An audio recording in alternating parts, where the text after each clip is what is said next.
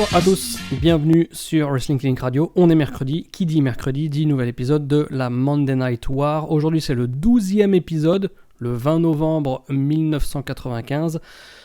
Je suis là pour vous, les amis, Yann Colby, et toujours comme d'habitude, accompagné de l'ineffable Dimitri. Salut Dim. Bonjour. Encore un petit bonjour, 4 3 bonjours, 4 bonjours, allez. C'est comme dans Chasseur d'appart, c'est les gens qui se rencontrent, font 3 bises, 4 bises. Ah, c'est 3, bah chez nous c'est 3. Donc, allez, aujourd'hui... Stéphane Plaza. Exactement. Oh là là. Donc, gros Raw, gros Nitro cette semaine, hein, les deux. Oui, là, les deux. Ouais. Le Raw était vraiment super cool à regarder, plein de changements, et surtout un angle qui, moi, m'avait complètement traumatisé quand j'étais petit. Pareil. Et non seulement ça, donc oui, c'est clairement le plus gros angle, on va dire, depuis le début de la Monday Night War. Et en plus de ça, on est à Richmond, en Virginie, devant la plus grande foule depuis le début de la Monday Night War aussi. On est devant 4500 personnes. Donc on va avoir l'enregistrement dans cette salle aujourd'hui, la semaine prochaine et le 4 décembre. Cette émission a été regardée par 2,3 millions de téléspectateurs, donc légère baisse depuis la semaine précédente. Mais voilà, on est ça va être du bon, Pour la petite anecdote, Matt Hardy avait catché un dark match avant les enregistrements de ce show. Ah, intéressant. Bah oui. Bah oui. Donc, on est aujourd'hui le lendemain des Survivor Series. Qu'est-ce qui s'est passé à Survivor Series, dis-nous. Bret Hart a remporté le titre de la WWE. Ça, c'est cool. Et Diesel a effectué un heel turn. Ça, c'est cool aussi. Dans un match, faudrait que je le revoie, voir comment est-ce qu'il a vieilli. Pour moi, j'en avais vraiment des très très bons souvenirs. Et à l'époque, évidemment, c'était un truc trop ouf, quoi. Écoute, c'était exactement ce que je me suis dit. J'ai pas encore eu le temps de le faire, mais je m'étais dit exactement ça, qu'il fallait que je revoie le match parce que quand j'étais petit, c'était peut-être un des premiers souvenirs de vrais bons matchs de catch que j'ai. Vraiment. Oui.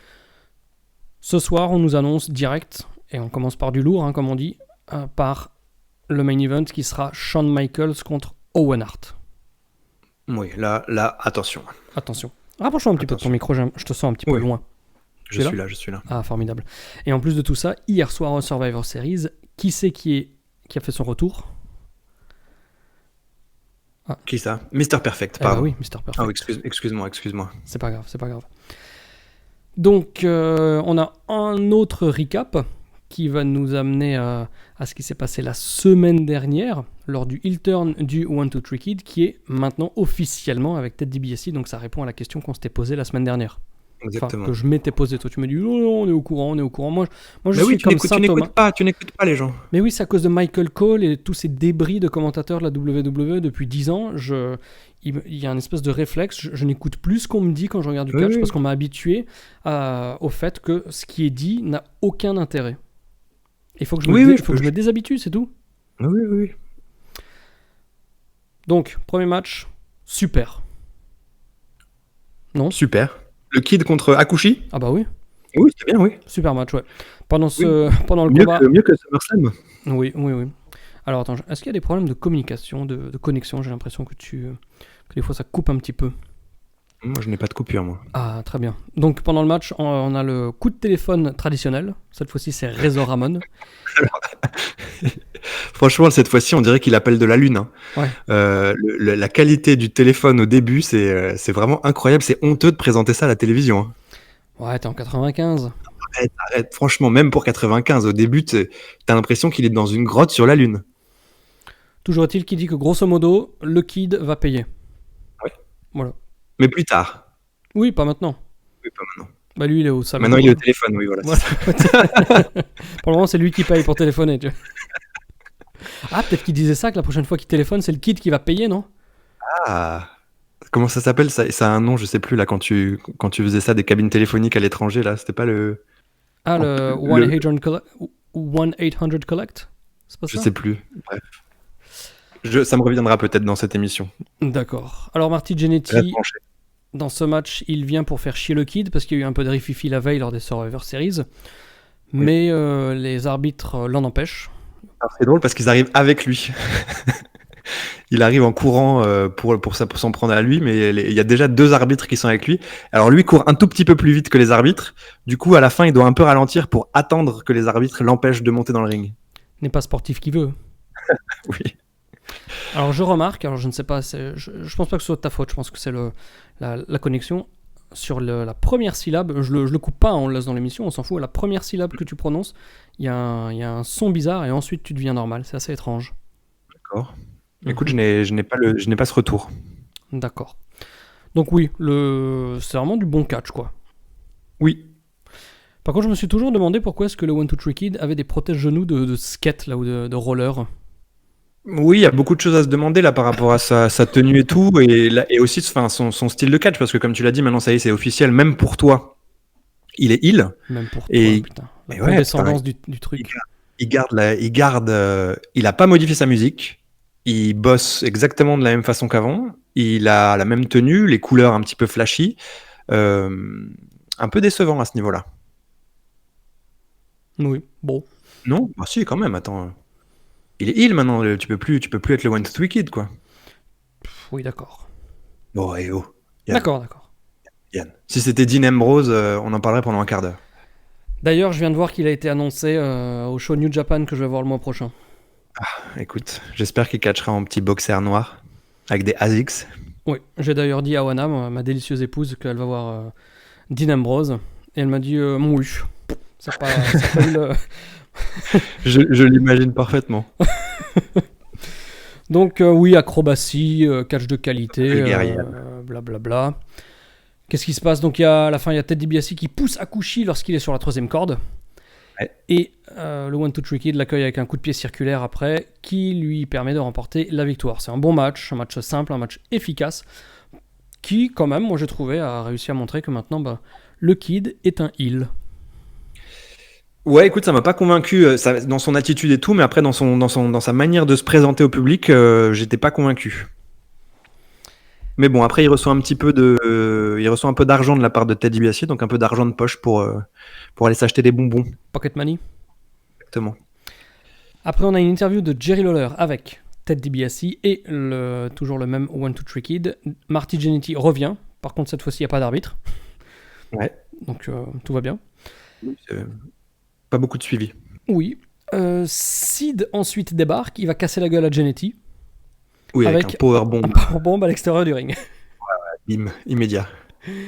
Et là, on voit aussi débarquer ton copain. Vas-y. Le sosie de Gilbert Grace.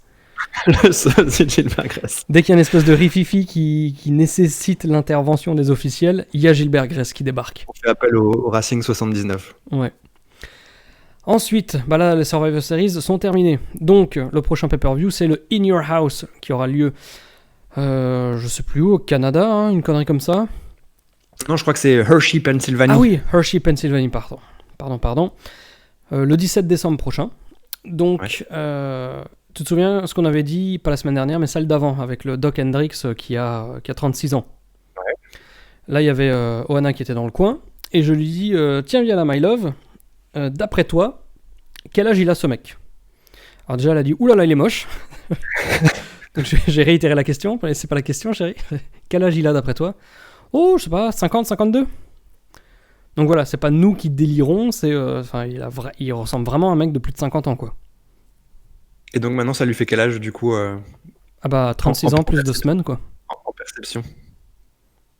C'est-à-dire s'il avait l'air d'avoir 52 ans maintenant, il doit en avoir 80 maintenant, quoi. Ah, pas forcément, tu sais... Il a stagné. Bah ouais, regarde Anne Ben. Non mais il a pas bougé depuis qu'il a 12 ans, quoi. Il a toujours la même tête.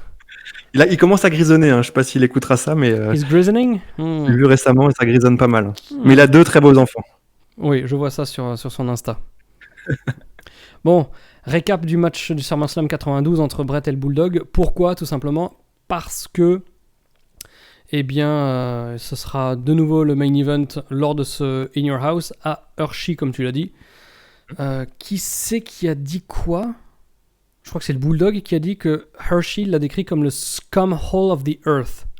Ouais, c'est pas faux. Hein. Donc littéralement le trou à foutre de la planète Terre. Donc c'est même pas un trou de merde, hein, c'est ou trou à rat ou autre. Hein, c'est Non, mais Bulldog, je t'ai dit, il donne un petit peu plus d'épaisseur à son personnage, là. oui. Moi j'y suis allé, hein, on en avait parlé la semaine dernière là, quand j'étais en Pennsylvanie. Bon, voilà, hein, je veux dire, c'est une ville américaine plus classique. Par contre, le chocolat Hershey, les barres là qu'on retrouve un petit peu partout aux US, celui-là il est absolument dégueulasse. Je te trouve dur. Il y en a chocolat blanc avec des petits éclats de chocolat noir à l'intérieur qui est très très bon. Eh ben écoute, j'essayerai ça, je ne sais pas quand. Ah, peut-être. Peut-être. Mais maintenant, ça s'est démocratisé. On en trouve même à Strasbourg. Hein. Ah oui, écoute, je m'en remets aux escales d'aéroport pour manger des trucs comme ça. D'accord. On nous annonce aussi que Triple H et Henry Godwinn vont pouvoir enfin terminer leur feud dans un hog pen match. Oh, putain. Oui.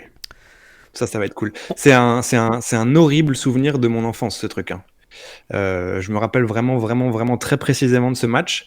Et en tant qu'adulte, j'ai peur des cochons. Et je me suis demandé si... c'est vrai. J'ai peur des cochons. Tu as peur des cochons ? J'ai peur des cochons. Je pense que c'est l'animal que j'oserais le moins toucher, tu vois. Putain, faut que je te retrouve un tweet alors une fois d'un truc absolument irréel. Et je me suis demandé en revoyant ça si c'était pas justement à cause de ça. Parce que... Non, moi je déteste les cochons, Yann. Je déteste les cochons. Ok. Si. Écoute, on en apprendra tous les jours. Hein. Voilà, presque 20 ans d'amitié et j'apprends aujourd'hui que tu as peur des cochons. Quoi. Surtout ceux qui n'ont pas de poils. Oui, alors les cochons d'élevage, parce que ceux qui ont des poils, c'est les... Alors là, où tu parles de sanglier ? Oui, un sanglier, ça me fait moins peur qu'un cochon, tu vois. Ok. Bon, allez, on continue. Ça fait 11 minutes de show, là, encore rien dit, quoi. Et ensuite, et là, direct, alors ça coupe un petit peu, il y a Diesel qui arrive au bord du ring. Donc là, j'ai bien aimé la spontanéité, le rythme du show, quoi. Oui. Alors attends, d'abord on a... Non, il arrive pas au bord du ring, il arrive dans la salle, pardon. Il arrive dans la salle, oulala, tu vas vite en besogne. I'm going fast in besogne. Oui, voilà. Ensuite, on a le VRP, ton VRP préféré. Le VRP, ouais, je l'ai pas noté parce que là, j'étais un peu déçu par l'offre commerciale de la semaine.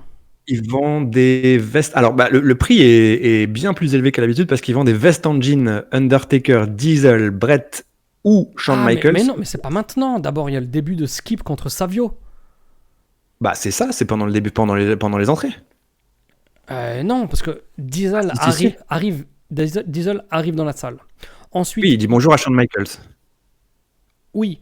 Ensuite, il y a Skip, Savio qui font leurs entrées. Pendant ce temps, il y a toujours Diesel et Shawn Michaels, on les voit qui parlent en backstage maintenant. Et ensuite, il y a le VRP. Ah, voilà. L'information principale du VRP, c'est que la veste coûte $59,95. On n'est plus du tout dans les tarifs habituels. Oui, mais c'est une veste qui a une particularité de design quand même, que tu vas nous rappeler. Qui est le dos en entier. Donc là, on ne peut pas monter plus haut au niveau des épaules. Le dos en entier est recouvert d'une photo de donc soit l'Undertaker, soit Diesel, soit Brett, soit Shawn Michaels. Oui. Donc c'est vraiment de très très bon goût. Ce sont des vestes en jean bleu clair, hein, comme on peut les imaginer au milieu des années 90, comme Art Laker à vif, Beverly Hills et compagnie. Oui, qui devant ont l'air tout à fait normal. Mais par contre, il faut rester devant, quoi. Oui, alors devant, malgré tout, il manque quand même des pins. Oui, mais ça, oui, au pire, tu pourras coller les pogs que tu as déjà achetés. Ouais, je m'agrafe les pogs. Donc après, oui, Skip contre Savio Vega. Oui. On va dire que le début est normal et bon. Oui, moi j'adore Skip, hein. Franchement, la manière dont il vend tout, c'est très très cool. Comme disait le Tour de France. Le Mont Ventoux, putain, c'est parti. Sauf que, écoute, la fête s'arrête assez rapidement parce que Diesel arrive et frappe Skip. Oui. Et là, il n'y a pas de DQ en fait, le match s'arrête. Ouais, voilà. Normal. Oui, tout à fait normal. C'est comme à la WCW, je sais plus quand, il y avait un mec qui a été disqualifié alors qu'il n'y avait pas eu de match. Ouais.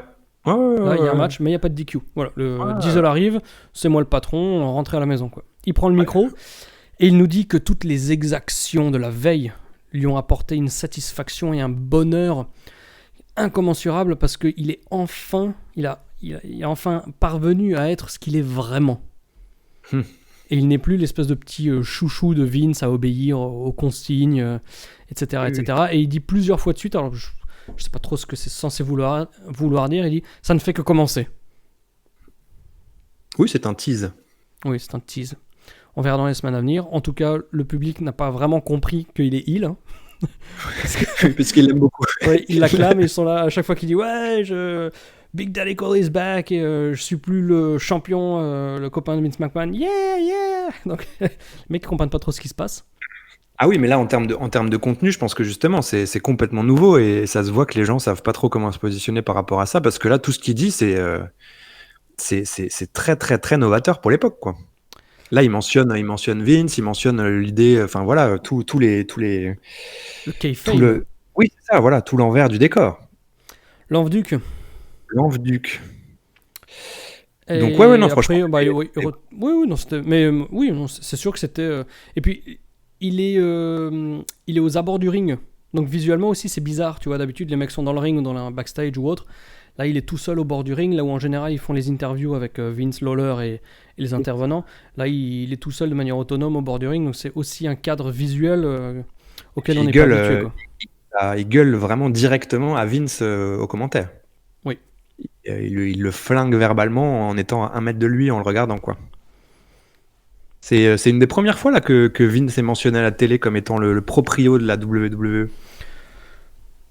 Écoute, il faudrait voir ça, oui. Alors clairement, je sais pas. Bon, il y a quelques semaines, Lawler avait fait une référence au procès des stéroïdes de 94. Oui, non, mais là, de manière extrêmement explicite, il lui parle comme au patron, quoi. Oui, au patron qui avait décidé que je serais champion, mais ça me saoule, quoi. Oui, voilà, et puis pareil, t'as le côté décisionnaire du truc en disant voilà, tu vas être champion, il va falloir que tu sois plus souriant, plus machin, plus marketable, etc. Enfin, ouais, en termes de contenu, c'est incroyable pour 1995. Oui, oui, oui, tout à fait. Mais c'est un Ensuite, moment, enfin, je sais pas, moi, c'est un des moments marquants de l'année, vraiment. oui, non, je suis d'accord. Il Il y en retourne aura un autre. Oui, il retourne en backstage, il fait copain-copain avec Shawn Michaels. On nous annonce que la semaine prochaine, il va y avoir l'Undertaker contre Kama. Mhm. Toujours avec un clip dont j'adore la musique. Et maintenant, c'est le main event. On nous annonce aussi que la semaine prochaine, il y aura le retour de Brother Love, qui viendra pour interviewer Bret Hart. Alors, s'il y en a un qui ne t'avait pas manqué... Je pense que j'avais zappé ça en prenant mes notes, parce que la semaine prochaine, quand je l'ai vu débarquer, je fais mais d'où il sort ce gars, quoi. Si, ils l'ont annoncé, et franchement, moi, j'ai fait un soupir, je me suis dit, putain, franchement, comme dit, voilà, s'il y en avait un qui m'avait pas manqué, c'était Brother Love, quoi. Donc, Shawn Michaels, Owen Hart. Je sais pas ce que tu as pensé de Earl Hebner de ce début de match. Dis-moi. Mais je trouvais que ses tombées étaient d'une vitesse, mais complètement délirante. J'ai l'impression qu'il comptait presque aussi vite que le Kid la semaine dernière. Ouais, écoute, ça m'a pas... J'étais tellement plongé dans l'action là que ça m'a pas sauté aux yeux. Donc c'est le premier match de Shawn Michaels en single depuis son attaque, sa baston là dans le bar. L'incident de Syracuse. Oui. Et Vince McMahon ne se garde pas de planter des graines en parlant de la descente de la cuisse de Yokozuna qu'il a subi hier soir au Survivor Series, assorti d'un powerbomb de Sid. Bref, il faut quand même faire attention au cerveau après s'être fait attaquer par des vilains brigands. Clin d'œil. Wink wink. En tout cas, il y a du level dans ce match. Ah, alors là, maintenant, il n'y a pas de doute, c'est le meilleur match à Raw depuis qu'on a commencé. Oui, mais pas. Moi, je me souviens du tag là avec Owen Yoko contre les Smoking Guns. La foule était méga survoltée. Là, je trouve que c'était pas la folie comme à l'époque. Franchement, j'ai trouvé que c'était vraiment super pendant 10 minutes. C'était sur le papier la plus belle affiche qu'ils nous ont présentée et ça a vraiment bien rendu. Mais techniquement, oui, c'est très loin au-dessus de tout ce qu'on a vu. Notamment la German Suplex de Owen Hart, un bijou, mais c'est d'une propreté. J'ai même écrit merde alors. Tu dis beaucoup merde dans cet épisode. Ah, c'est pour compenser avec toi qui arrête de le dire. Donc là, malgré ce que je dis, la foule est quand même assez chaude. Hein, on n'entend pas les mouches voler non plus. J'espère que ce sera pareil dans les semaines à venir parce que là, donc, on va avoir 3 épisodes consécutifs enregistrés dans la même salle. Le match, oui, voilà, ça continue. Coup de... dans tous les sens. Enfin, c'est vraiment fabuleux. Et là, Shawn Michaels fait une corde à linge qui envoie Owen Hart à l'extérieur du ring. Shawn Michaels passe par-dessus la 3e corde comme il a l'habitude de faire et ensuite il va éplucher le chat. C'est-à-dire il revient en arrière là comme ça. et il s'effondre.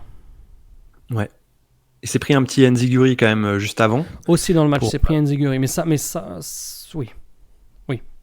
Oui, quand même. Donc là, c'est la stupéfaction la plus totale. Hein. Oui, l'effondrement, là, c'est... Il y a un gros blanc là, dans toute la salle. Tu sens vraiment... Le malaise est palpable. C'est qui? C'est Mass Transit? Blague de connaisseur. Blague de New Jack. On parle pas assez de New Jack. Ouais, on parle toujours trop de New Jack, je trouve. Alors moi, la réflexion que je me suis faite, c'est que à l'époque, j'avais eu le sentiment...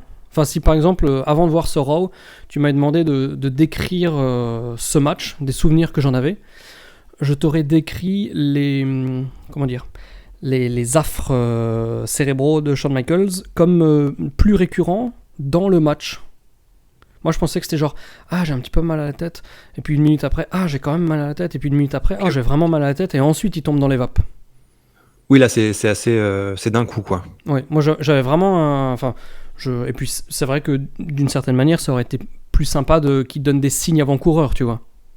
Bah, ils le font en commentaire, quoi. Oui, mais lui, physiquement dans le ring, pour le public, il a jamais de petit temps mort en disant, bon, oula, attention ma tête, je me calme. Là, il est allé à fond pendant tout le match, et ensuite il est tombé d'un seul coup. Ouais. Bon, après, l'effet de surprise est quand même vachement là aussi. S'il y avait eu des petites graines posées pendant le match, ça aurait peut-être pas eu le même impact, et on aurait peut-être aussi plus compris que c'était une story et tout. Là, il y a vraiment tout un flou. Est-ce que c'est vrai, est-ce que c'est faux, qui est vraiment cool. Donc, stupéfaction, on va à la pub. Quand on revient, c'est toujours la pub. À ce moment-là, il y a tout le monde qui s'est levé. Il y a Lawler qui est levé, qui est au bord du ring, enfin, un peu plus loin, qui regarde de manière semi-concernée quand même. Donc, kayfabe, mais pas trop. Pour légitimer le truc. Vince McMahon, lui, il a l'air très touché. Ouais. Moi, je trouve que celui qui apporte vraiment le plus, c'est Owen, parce que Owen est vraiment genre putain merde, là il se passe quelque chose. Et putain merde. Ouais. Non, mais je trouve qu'Owen Hart ajoute vraiment à ce petit segment. Oui, c'est vrai. On lui ramène de l'oxygène. C'est vraiment c'est l'urgence. On va même à une deuxième pub. Et quand on revient, en fait, ça se finit là-dessus. Donc les 5 dernières minutes d'émission, c'est Shawn Michaels qui on ne sait pas ce qu'il advient. Alors à la fin de l'émission, il cligne un peu des yeux, il respire, il rebouge un tout petit peu du haut du corps. Donc on est un petit peu rassuré en tant que téléspectateur. Mais on ne sait pas où est-ce que ça nous amène, ce truc. Oui, et puis c'est vraiment cool. Enfin, il y a pas de commentaires déjà pendant toute cette petite période dans les 5 dernières minutes. Il y a beaucoup de plans sur des gens choqués ou quasiment en larmes dans la foule. On voit plein de visages qui ne savent pas quoi penser de tout ça. Hyper efficace là comme fin de show.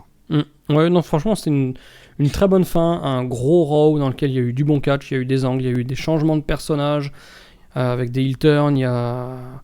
On a vraiment envie de voir la semaine prochaine. Ah oui, et puis moi, là, on parlait de notre perception quand on était petit. Moi, quand on était petit, pour moi, je voyais plus Shawn Michaels. Hein. J'en étais certain. Enfin, j'avais pas du tout conscience que ça pouvait être une story, etc. Tu vois. Moi, j'avais pas forcément cette réflexion. Par contre, quand il est revenu, j'étais absolument terrorisé par tous les petits coups de poing, les chocs à la tête. Ouais. Je me disais non, c'est pas possible. Il va de nouveau, il va clamser quoi. Ouais, mais là, il est absent à partir de là jusqu'au Rumble. Je sais pas s'il revient au Rumble. Écoute, on verra dans les semaines prochaines. Oui, on verra ça. Alors, où est-ce que tu nous emmènes aujourd'hui maintenant ? À Nitro. Ah, cool. C'est ça ? C'est toujours à Jacksonville ? Eh bien non. Bah non, parce que Nitro c'est toujours en live. Sauf cas exceptionnel. Oui. Sauf cas exceptionnel qui n'est plus. Alors oui, j'ai gardé. Qui n'est plus exceptionnel. Donc là, on est à Macon, en Géorgie. D'accord. Devant 6000 personnes et l'émission a fait 2,5 millions de téléspectateurs. Alors ça, une fois de plus, moi je regarde toujours rétrospectivement la qualité des Raw et des Nitro et voir comment ça se répercute dans les audiences de la semaine suivante. Il n'y a strictement aucune logique, ni à la WWE, ni à la WCW depuis le début de la Monday Night War. Oui, ça se répercute pas. Il y a des shows absolument horribles qui pètent les audiences la semaine suivante, et il y a des shows géniaux où il y a une dégringolade la semaine d'après. Donc là-dessus, pour le moment, il n'y a aucun... il n'y a pas de corrélation, et c'est plus un peu du tout venant, comme on risque peut-être d'avoir cette année aussi au dernier trimestre entre NXT et l'AEW. Je sais pas. Ouais. Ouais, bah, il y a plein d'autres facteurs. Je pense qu'il faudrait si vraiment on voulait analyser ça en profondeur, il faudrait aussi un peu regarder en fonction des matchs là, de NFL qui sont passés le lundi aussi. Ça augmente potentiellement l'audience. Bon, il y a plein de choses qui peuvent rentrer en compte, mais pas forcément la qualité, ça c'est certain. Oui, mais la NFL, elle va influer sur la quantité globale de gens qui regardent du catch. Là, on est quoi? On est à 4, on est toujours en dessous des 5 millions de téléspectateurs.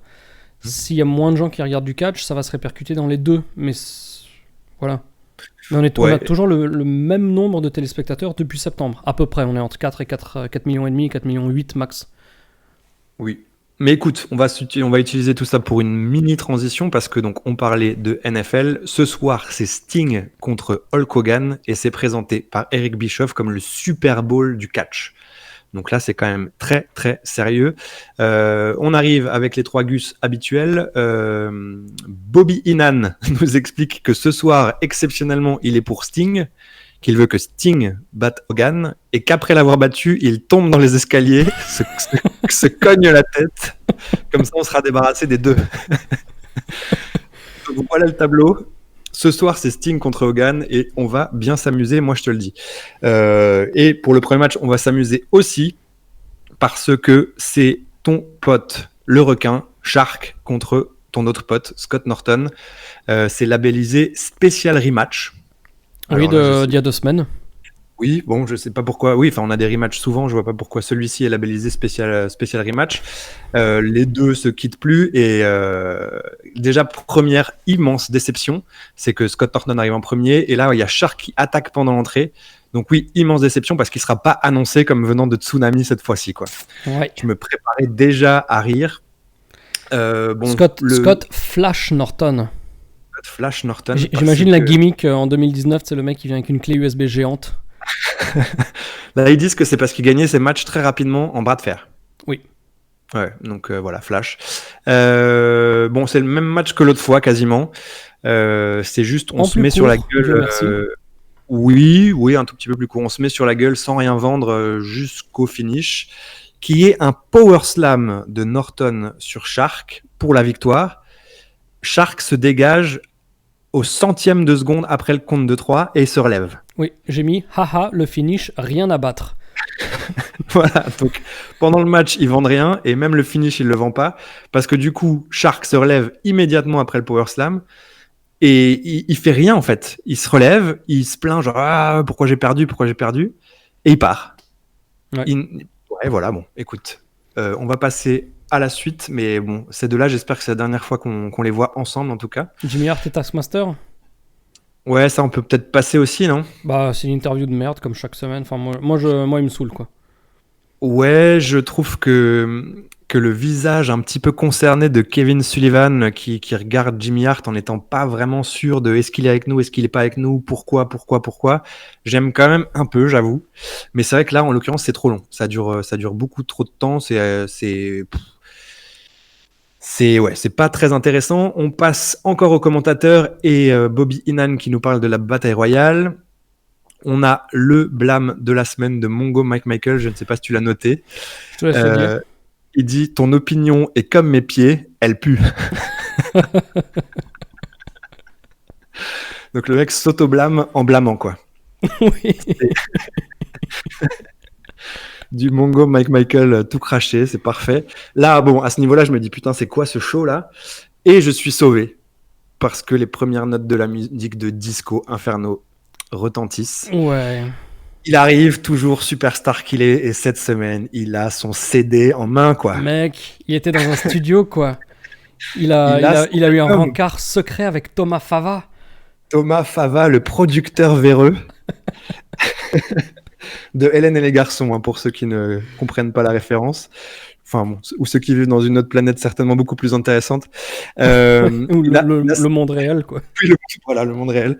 Il a ce CD entre les mains. Eddie Guerrero arrive, comme la dernière fois, il lui fait une petite bronchade. Ouais, bronchade. Qui fait peur à Disco. Et on passe au prochain combat qui était annoncé. Eddie Guerrero contre Ric Flair. Malheureusement, ou heureusement, on verra, Ric Flair est en tenue de ville. Du coup, il prend le micro, il dit que Eddie Guerrero ne joue pas dans la même cour, qu'il mérite pas de partager le ring avec lui. Et du coup, il se fait remplacer par Brian Pillman pour ce match. Pillman qui arrive tout de suite, qui se moque d'Eddie en faisant un peu le torero avec sa veste là. Eddie Guerrero qui montre un peu le même type de personnalité que la semaine dernière. Il lui met une baffe immédiatement. Donc Eddie Guerrero un peu moins gentil là dans les dernières semaines. Moi j'ai trouvé que Pillman avait séché depuis le premier Nitro. Je sais pas, toi qui fais attention au physique. Ça m'a pas. Ah ouais, je sais pas, je l'ai trouvé quand même bien plus affûté. Ouais, super dans son rôle de heel. Eddie super dans son rôle de face. La foule est bien dedans.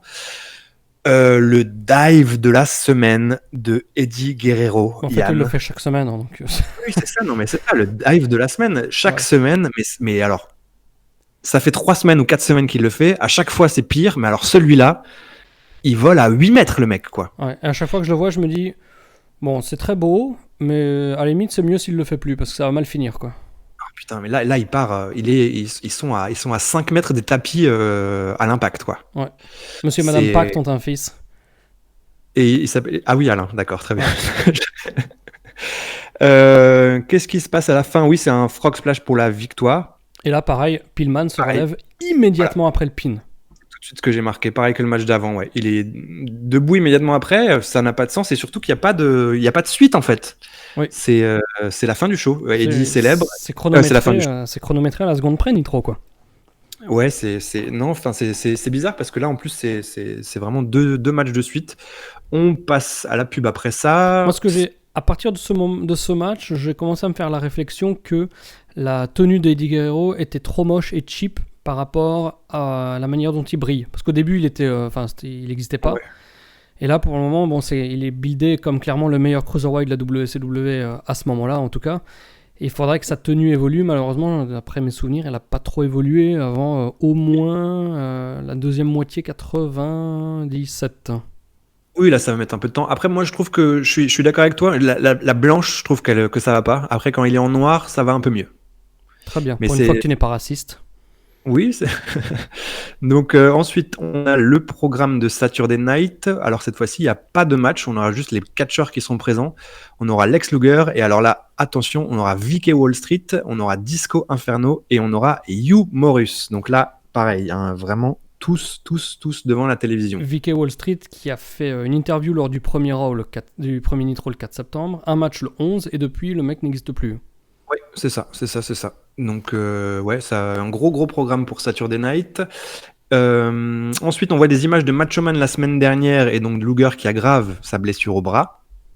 Bobby Heenan a une vision très claire de la chose. Hein. Il dit, c'est simple, on peut pas catcher sans bras. Après, en même temps, tu mets n'importe quel verbe d'action, tu vois.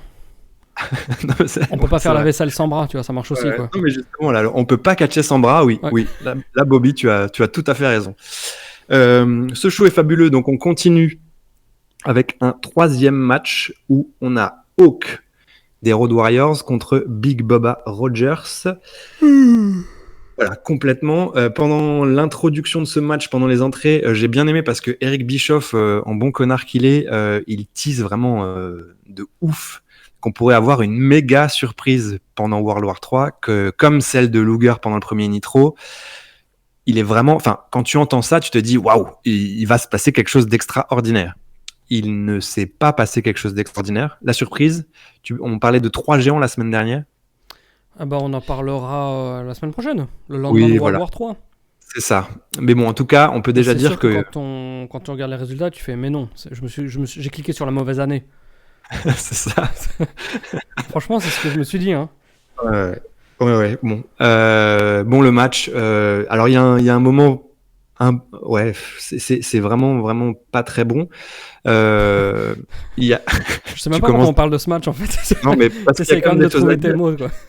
Il y a des choses à dire quand même. Donc Big Bubba Rogers qui spoil toute la fin du match parce qu'en fait il y a un objet suspect qui tombe de sa poche. Il le ramasse un peu en scred comme ça, genre ni vu ni connu. Peut-être que ça servira plus tard, n'est-ce pas? En scred, ça veut dire devant tout le monde, devant 2,3 millions de personnes qui regardent. Hein. Oui, c'est ça. Et surtout qu'après, il vérifie quand même plutôt souvent pendant le match s'il est bien calé dans sa poche. En mettant un vieux pouce en haut de la poche juste pour sentir le sommet de l'objet, quoi. C'est comme quand tu checks, t'as toujours ton téléphone. Alors bon, on sent qu'il prépare quelque chose pour le finish. Et alors, attention, le finish. Nous avons donc Big Bubba Rogers, feu Big Boss Man, qui se scotche, qui se tape autour de la main un rouleau de pièces de monnaie. Mhm. Mais Jim Duggan, alors lui c'est pareil. Précise un peu la logistique du propos, c'est-à-dire que quand tu dis qu'il se scotche, il ressort non seulement son rondin de pièces de 25 cents, mais de l'autre poche, il sort du scotch. Oui, du scotch, oui. Bah oui. Ah oui, il est venu préparer. Et là, dans le dos de l'arbitre, il fait un espèce de vieux truc à la manouche, là. Oui, voilà, il se scotche tout ça à son point. À ce moment-là, on l'avait oublié, Jim Duggan arrive. On l'a pas vu depuis 2 mois. Bah, je pense à cause du pouce. Je pense qu'il y a un rappel. Il lui fait un croche-patte pendant que Big Bubba court dans les cornes.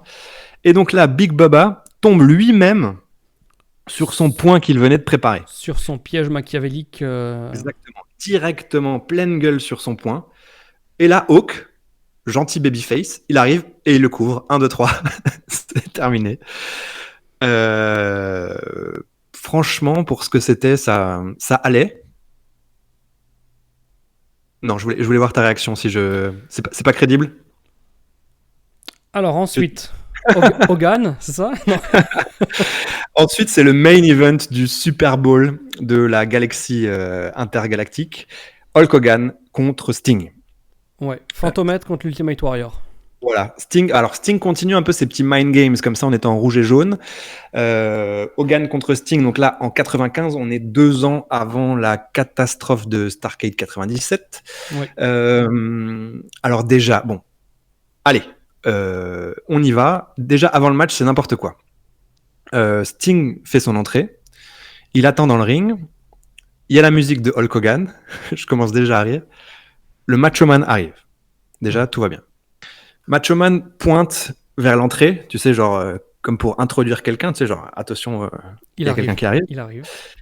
Pendant presque 1 minute, hein. Beaucoup trop longtemps, en tout cas. Franchement, anormalement longtemps. Pendant presque 1 minute, je pense. Sting, gentil qu'il est, ne se méfie de rien à ce moment-là, encore. Là, on voit Hulk Hogan. Est-ce que tu te méfierais de Hogan, toi? Bah, vu comme il se comporte ces derniers temps, oui, un petit peu. Mm-hmm. Donc là, Sting est dans le ring pendant 1 minute en train de dire « Allez, macho, allez, Hogan, ramène ta fraise ». Hogan arrive par derrière avec donc son masque de fantomètre, en passant par-dessus les barrières, mais alors, on va faire une petite dédicace à Alain, comme un pépé, hein, comme il dirait. Genre, je sais pas si tu il passe les barrières, mais c'est difficile, hein. C'est difficile pour lui de passer au-dessus. Il ne passe pas les barrières, comment dire, il coule. Il coule, tu vois, comme de la lave, tu vois, il est collé dessus et puis finalement ça avance. Donc voilà, il a toujours son... Alors pareil, hein, il faut situer le contexte. Il a encore son masque de soirée orgie. Il se faufile un peu comme le Ripoman, tu vois. Genre, il arrive, genre, allez, personne me voit. Oui. Il arrive dans le ring. Les gens sont fous. Il est juste derrière Sting.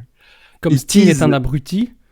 Toujours pas retourné. Oui. Toujours pas retourné depuis 1 minute 30.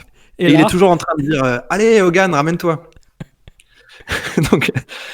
Il fait son geste avec l'oreille, la foule répond, il tease de frapper Sting, la foule est vraiment genre allez, vas-y, tape-le et tout. Il y a un bruit qui est incroyable dans l'arène. Sting ne s'est toujours pas retourné. Oui. C'est complètement incroyable comme scène. Surtout que là, franchement, la foule, elle est survoltée, quoi. Oui. Non, mais rien à signaler pour Sting. Le mec, franchement, là, au niveau crédulité, ça va plus du tout. Il est toujours en train de fixer l'horizon. Et finalement, Hogan s'approche et il lui tape sur l'épaule pour lui dire « Je suis là ». Ouais. Et il se retourne et c'est le début du match. Et tu te dis « Mais qu'est-ce que je viens de voir là ? Qu'est-ce que je viens de voir ? Pourquoi tout ça ? » Un court-circuit ou un brain fart, comme on dit ? Incroyable. Bon, voilà, on commence le match. C'est Hogan contre Sting. C'est franchement bien moins pire que d'autres Hogan Sting qu'on aura l'occasion de voir dans les prochaines années. Il y a un passage qui est quand même assez rigolo où Hogan essaye de faire du catch.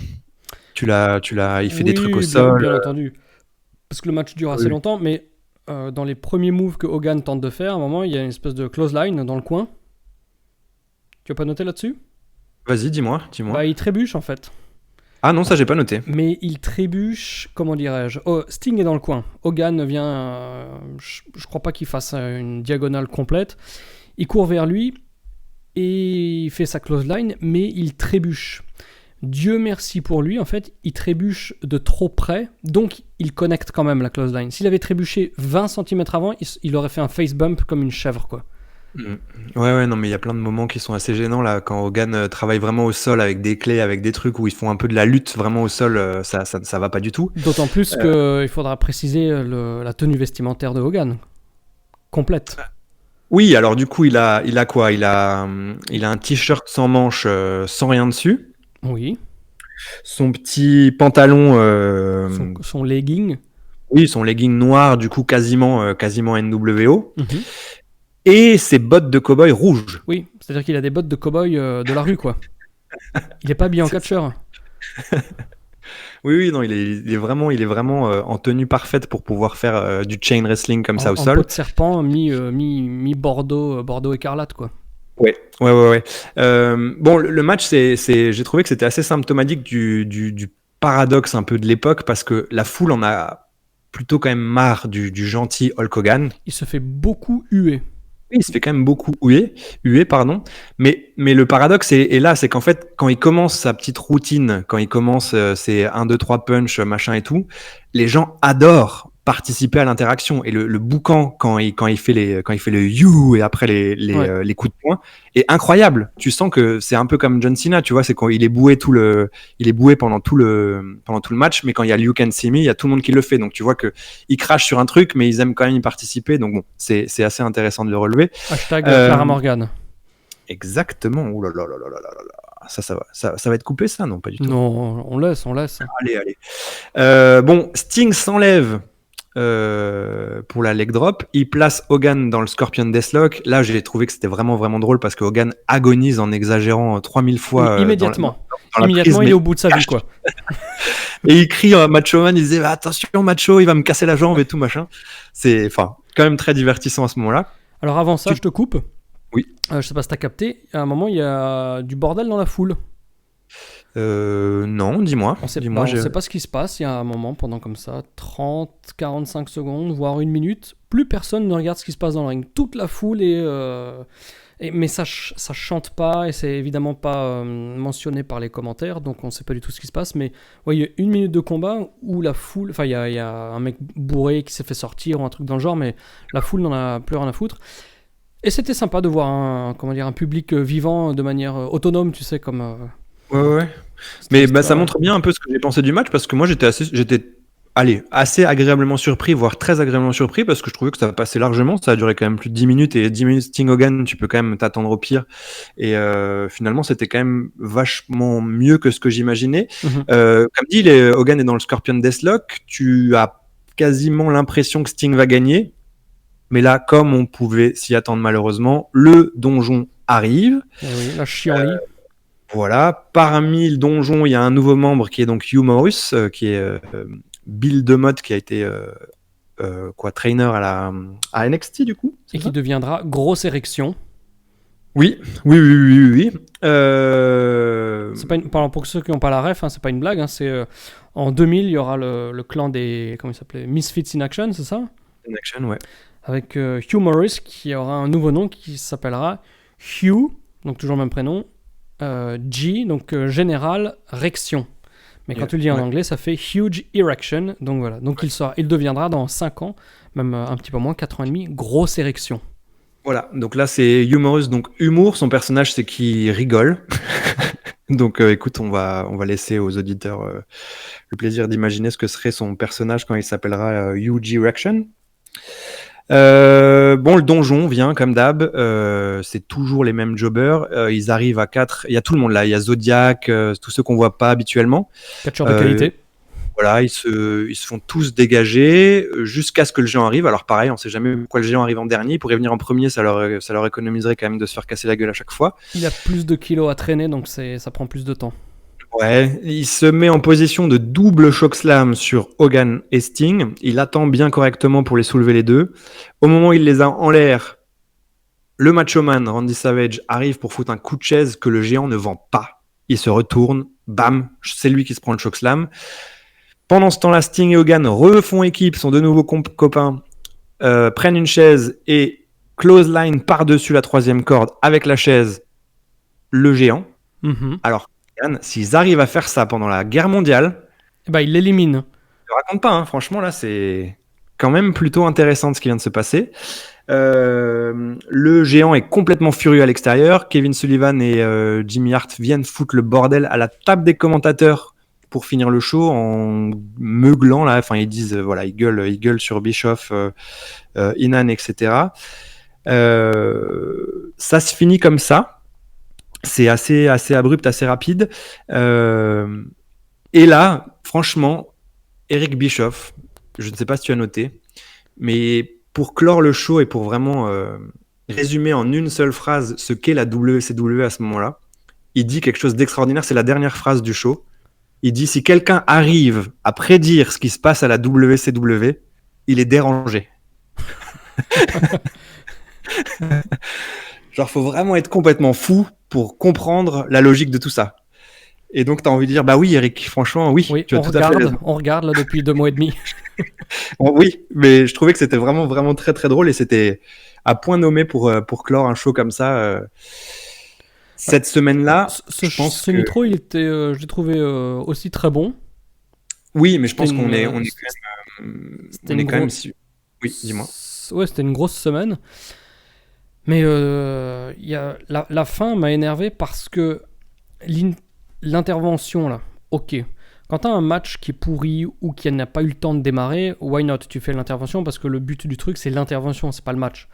Là, on avait un match quand même, le calibre de pay-per-view de l'époque, tu vois, quand même. Ouais. C'était un gros main event, ça durait plus de 10 minutes, la foule était, elle pétait les plombs dans tous les sens. Donc déjà, ça n'a eu aucun intérêt de faire autant de matchs si c'est pour finir comme ça.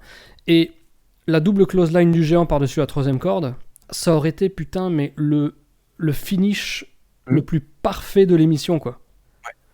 Dès qu'il bascule par-dessus la troisième corde, boum, crédit de fin et le bordel, rendez-vous à World War 3, Battle Royale, pendant laquelle les mecs passent par-dessus la troisième corde aussi, tu vois.